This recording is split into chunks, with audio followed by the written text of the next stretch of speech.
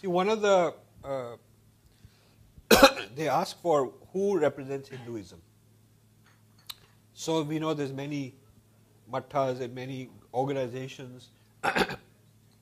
The oldest, the oldest known are akhadas. Akhadas are sadhu groups. And the sadhu akhadas, as organized groups, they are the owners of the Kumbh Mela, which is the oldest recorded practice, tradition, ritual, whatever you want to call it, of our culture and of any culture in the world.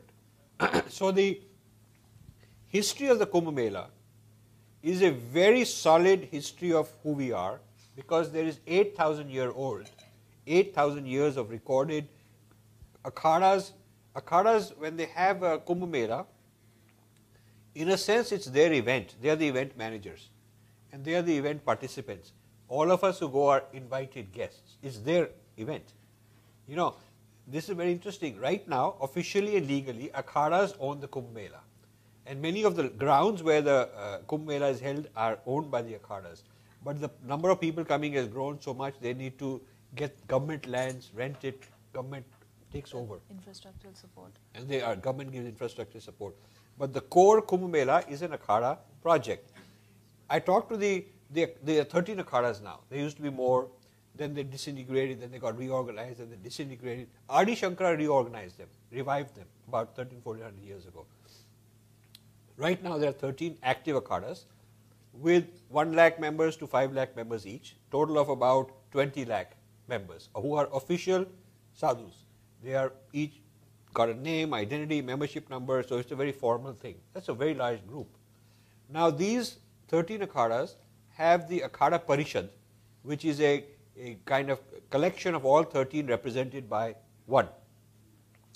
The Akhada Parishad, I'm delighted, they endorsed my book, which is the first time they endorsed a book, because they endorsed my book because actually I wrote an article on the Kumbh Mela and what dangers it sees. What are the dangers and threats concerning the Kumbh Mela, because it's getting out of hand and many people are infiltrating the Kumbh Mela and it might be in disarray.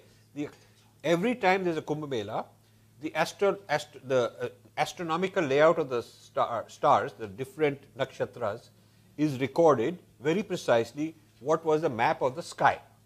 And who are the Mahamandaleshwars? Mahamandaleshwar is the head of each akhada. Who is the Mahamandaleshwar representing each of the akhadas who came, and their names and all that is recorded. So you can go back to the akhada records, and there is software that validates that in that year, wow, in fact, the sky was like that. You know, so that you can say, okay, if this was the state of the galaxies or whatever the different systems of stars, you can actually validate that this is not just made up. This is literally how it was. So this record people don't know about. So I was telling them, why don't you publish?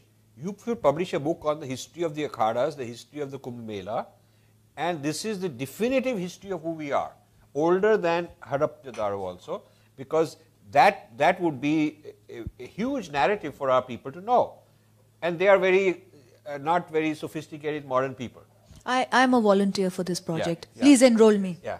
So this is the kind of project I love to do if there's resources, because they are very interested now. They realize that they are under threat, that now this business of being isolated sadhus, you cannot just go on because there's encroachment into their turf, into their lifestyle, and so they'll be just finished. There'll be no sadhus left in the next generation. Nobody wants to be one. So they are also interested in bringing out knowledge to educate the public. And if there were people interested, I mean, we would do these projects.